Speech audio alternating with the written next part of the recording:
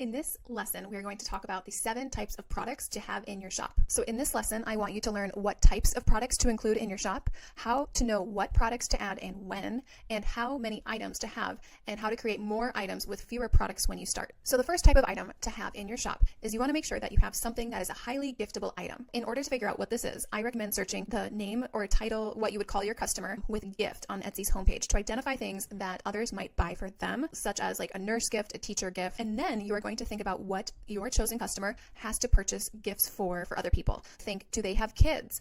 Then you might think of teacher gifts. Your chosen customer, the person you want to buy from you, they have teachers that they have to buy gifts for. Do they have clients? Do they own a business? Do they have a firm? Are they in a service business? Think about the idea of client gifts. You can look that up on Etsy search as well. Are they married? Think of anniversary gift, gift for him, gift for her. So you're searching all of these terms on Etsy's homepage to get ideas of what kind of products might fit in that category and what types of products are best sellers. Do they have grandparents in their lives? Grandparent gift, grandma gift, grandpa gift, Nana gift, Mimi gift, Papa gift. I name all these names. Don't just type in grandparent gift. Think about what different terms could be used for the person receiving the gift. Another way to approach this gifting category is to ask yourself, if you have products already, how your products could be used for these types of gifts. You might think, oh, I don't really have a giftable product. If you repackage it, if you add different wording to it, if you customize it in this different way, you can make it totally giftable. Ask yourself how your products could be used for a hostess gift, a housewarming gift, a wedding gift, engagement party gift, a bridal shower gift, Father's Day gift, Mother's Day gift, teacher gift, grandparent gift, mom gift, dad gift. Also look up gift for mom, gift for dad, anniversary gift, husband gift, wife gift. So with all of these, you're going to search things like wife gift, but also gift for wife, because you're going to capture a whole different set of search terms. First birthday gift, 21st birthday gift, sweet 16 gift. Think about big birthdays, teen gift, graduation gift, baptism gift, memorial gift. And remember, with all these, you're going to type in not just teen gift, but gift for teen girl, gift for teen boy. You see where I'm going with that. The second type of item that you want to make sure to have in your shop is a higher price point item. Now, this is really key. Having higher price point items is going to be the key in scaling fast and making a lot of money on Etsy quickly.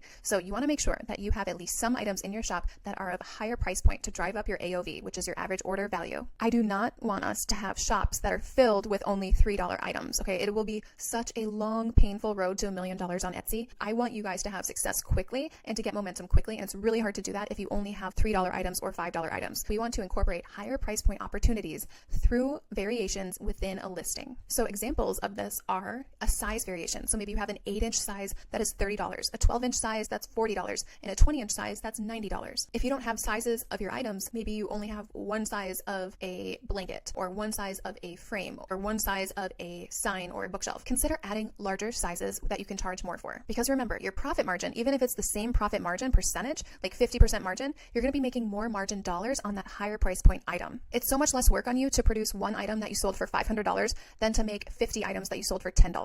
You can even afford to take a lower margin on that higher price point item, on a $500 item, because it's so much less work and there are way fewer touch points with customers. Another example to incorporate higher price point opportunities through variations is to list, maybe you have a listing photo that is a lifestyle photo with multiple items in it. In the variations, you have a drop down where they can choose which items they wanted. Let's say you're selling digital downloads and you have a drop down where they can select if they want to buy the logo for $20, the banner design for $25, etc. So you have kind of an a la carte breakdown of different branding items that you offer. And then you offer the total brand package at $100. Now make sure that you have that total brand package as the very first variation, because a lot of times customers do not scroll through the variations to see the bottom one. So you actually want your highest price point variation to be at the top. So if it includes the total package, have that be the first option that they see. So what if you don't have a high price point option? Then I want you to offer a variation where you bundle items as a set to encourage customers to buy either multiple of one thing or multiple separate items that complement each other as a set. So you may think, I don't need to do that. Customers can just, choose a higher quantity if they wanted a higher quantity. Well, sometimes they don't even think about doing that.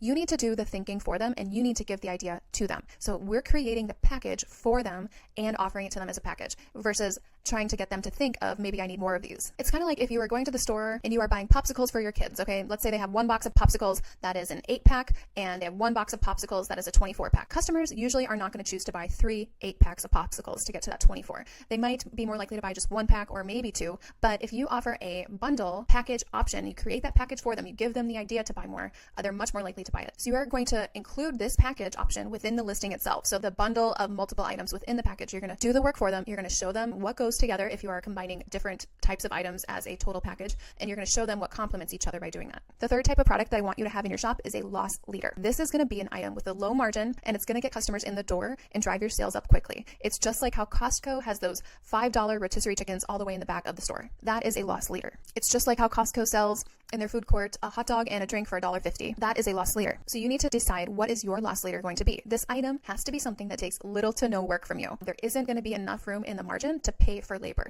We need to make sure that you're not physically hand making something for this loss leader. It often works well for this to be a digital download, something print on demand, or a supply category item. And it's really important that you have amazing photos of this, because your goal with this loss leader is to make it a best seller. So a top rated item that is going to be on the first page of the search results when customers search for the keyword. I also call this a power listing. And you need your loss leader to become a power listing so that it has tons of momentum and it sells itself. You don't even have to mark it down. The sales history on it is so strong and is consistent that it sells itself, and you don't need to do a lot of markdowns to try to push it out. This needs to be a high quality item that gets good reviews. The whole point of this power listing, this loss leader, is to build your reputation up with, one, your sales number, so the number of sales that it shows at the top of your shop's page, and your reviews. This is all about building a positive reputation with little to no effort. This loss leader also needs to be something that you can repurchase for a long time from the manufacturer, and or you can make or access it for years to come. This isn't something that you went to Michael's and you found a bunch of stuff on clearance and then you bought it, you bought like 20 of them, and now you're going to sell it as your loss leader, because that's not something that you can repurchase over and over and over again for years. The whole point of the loss leader is so that it can be consistent for years and give you momentum and bolster your reputation. It's a huge bonus if you can get this item in multiple colors, because we want to have variations within this listing as well, either color or size.